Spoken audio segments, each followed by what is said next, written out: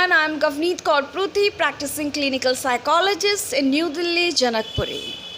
Today, I am going to talk about and give you some of the brief communication and information about emotionally disturbed children.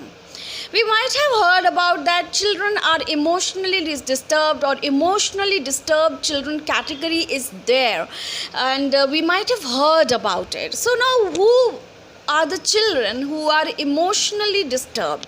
What are the defining criteria which basically defines that the child is having emotional disturbance? So let us see this, and why it is very necessary that if a child is having emotional disturbance, we need to refer that child to the clinical psychologist and take the appropriate treatment and management of these emotional problems of the child which are interfering in the child's educational area.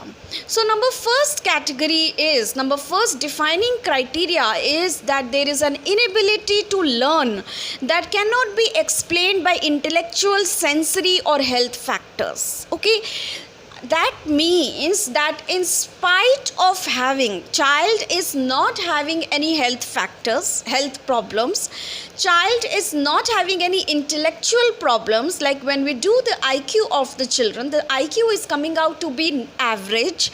The child is not having any sensory problems, but then also child is not able to learn in the school. So this is the first defining criteria of emotionally disturbed child.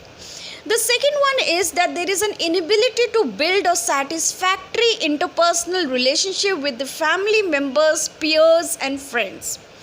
So by this I mean that there is no these children who are emotionally disturbed, one of the criteria which basically define them, basically we can pick up that who is emotionally disturbed child is that they will have difficulty initiating the relationship, maintaining the relationship with the family members, their peers, their friends, their teachers.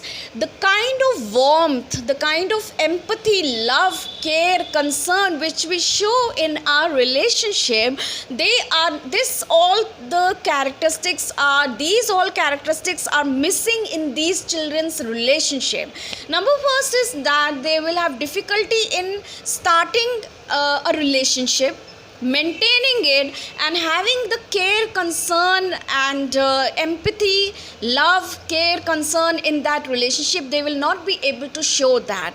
They will have frequent fights with their parents, frequent fight with their peers and friends and teachers, etc. Third characteristic is that there will be inappropriate type of behavior and feelings under normal circumstances.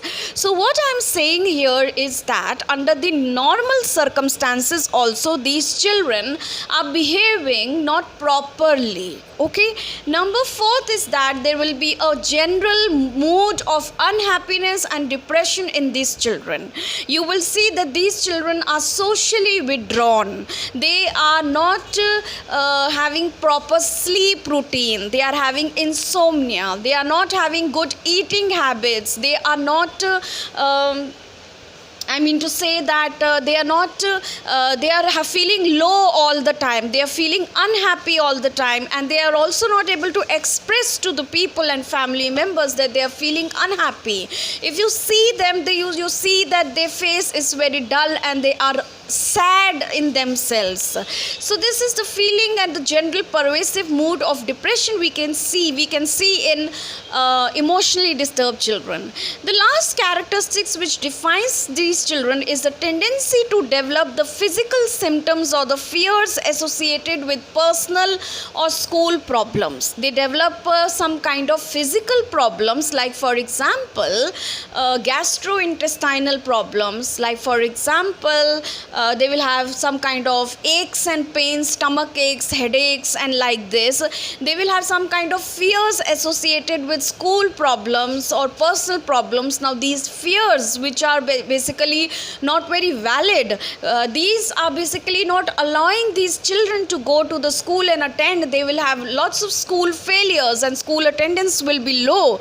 So these are all the characteristics which basically defines that those children who are emotionally emotionally disturbed children, and if your children have these some of the symptoms and most of the symptoms for a long period of time, then do consult the clinical psychologist, because this needs attention of the clinical psychologist for the management and treatment of these problems in your children.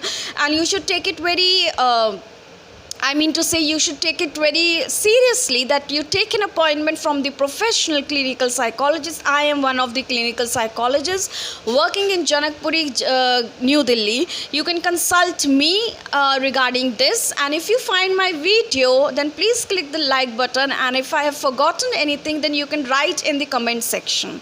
Thank you so much.